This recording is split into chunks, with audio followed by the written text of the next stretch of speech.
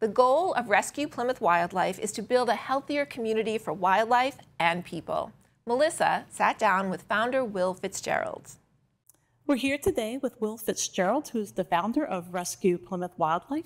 What is the mission of Rescue Plymouth Wildlife? So our mission is really to raise awareness about how rat poisons commonly used in Plymouth endanger wildlife, pets, and people, specifically birds of prey. Okay. And the goal of raising that awareness is to really work with the town and other folks to really provide a different paradigm for pest management that's more sustainable and more responsible. How did this get started?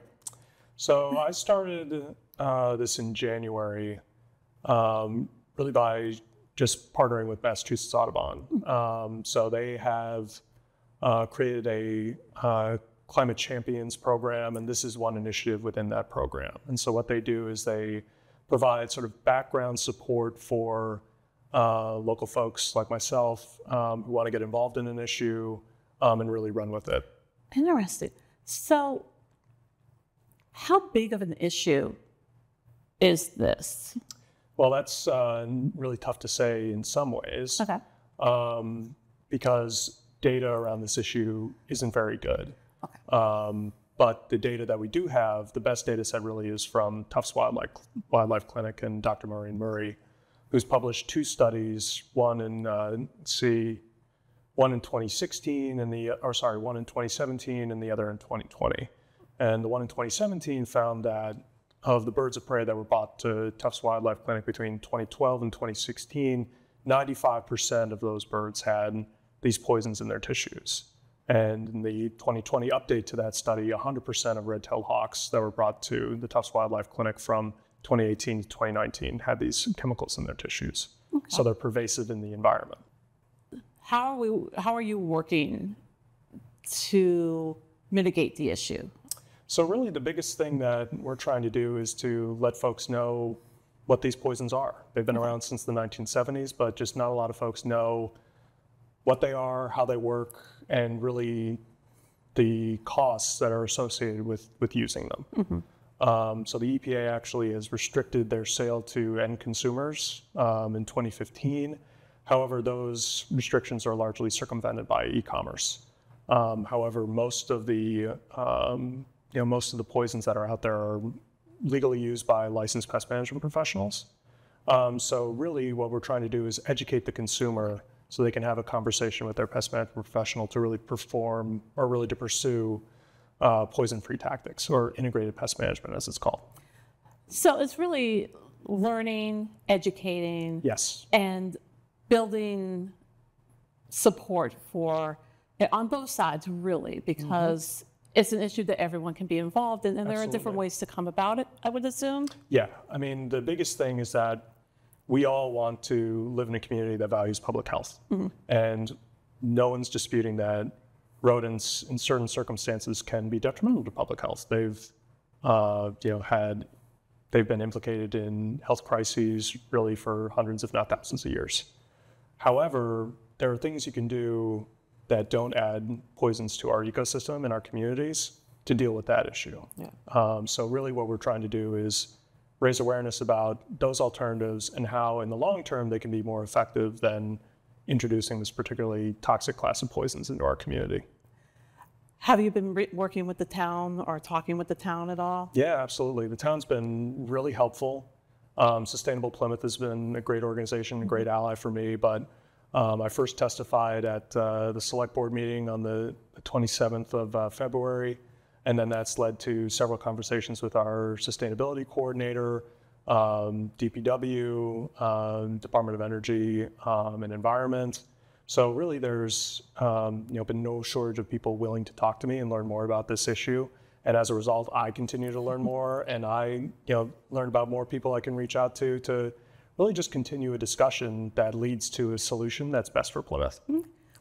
So you mentioned pest management a few minutes ago. Can you explain what that is and what it can be? Yeah, so integrated pest management is a framework that's been around really since the 1970s as well. It started to develop in California after the publication of Silent Spring. And what it does is it focuses on how can we reduce our reliance on chemicals particularly because since rodents breed so fast, they can develop biological resistance to certain classes of chemicals, as they have done in this case, a lot faster than the non-target wildlife species that we're trying to protect. So if you are using reliable strategies that are effective without poisons, that really sort of allows you to provide a long-term solution to your issue. It may take more effort, may be more expensive in the short term, but it's actually going to solve your problem. Okay. Is there ever a point where you could use, is it rodenticide? Yeah.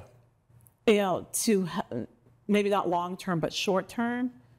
Yeah. You know, So to that's help if an issue got out of hand. Yeah. So that's kind of a misnomer that is sort of flying around this issue right now. Folks use the word ban a lot, when in reality, the California moratorium on the use of these poisons is not a ban specifically. It allows for timed, tailored uses of these poisons in situations where there is an imminent or ongoing rodent infestation of public health consequence. Okay. And what that requires, though, is that the pest management folks dealing with this issue go to a public health official, either in town or at the state level, to show, hey, we still have a significant problem here, but we've tried all of the non-poison alternatives to exclusion, to prevention. We still have a problem here, and here are the circumstances that we're going to use these poisons in a way that allows us to minimize the risk of exposure to non-target wildlife. Okay. So there are definite carve-outs to whatever prohibitions in place, whether it's in California or in the different towns and cities in the Commonwealth that have enacted these. So I'm assuming that it's not necessarily, Plymouth isn't the only place that has an issue. No. And that's sort of the thing, if you look at the data, it's all sort of relative. What defines a rodent issue for a particular town? Because in Brookline and other towns that have already moved away from using these poisons, at the height of their troubles in 2022 and 2023, they were getting 40 rodent calls a month and upwards. In Plymouth, we've had, we had 12 in 2022, 14 in 2023. Now we're on pace for 16, but that's for the whole year. Okay. So it's a bit of it's not an apples to apples comparison. Right.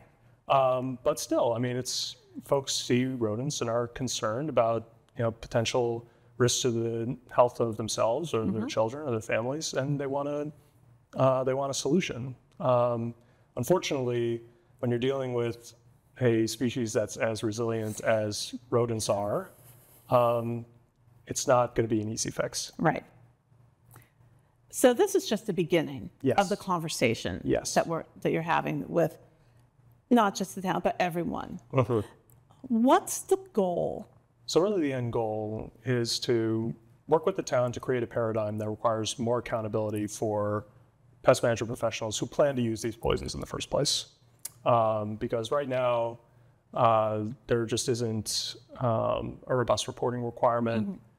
So we may be using poisons in situations where they may not be warranted. Yeah. How can people learn more about this topic? Where can they go? Yeah. So they can go to our website. It's rescueplymouthwildlife.org. We have a variety of resources on the issue, and we also have a lot of great partners. RaptorsAreTheSolution.org is a great organization out in California, and they've served as really helpful resources to myself, but to other folks in the Massachusetts coalition around this issue. Save Arlington Wildlife is a really great organization run by Laura Kiesel, who's really a pioneer on this issue for us. So she's done an amazing amount of work. So she has a lot of great resources as well. We also worked as a coalition to develop a integrated pest management resource guide that's available also. So there's a ton of information out there. The key thing is we got to try to get the best resources in one place. Okay. And to continue to have the conversations. Exactly. And continue to learn more. Exactly. Thank you so much, Will, for joining us today. It's been a pleasure to have you. Yeah, thank you so much for having me.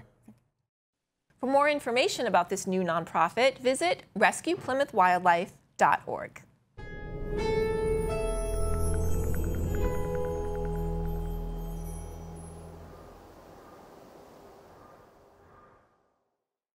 Thank you for watching. If you enjoyed this video, please hit the like and subscribe button before you go. We'll see you next time.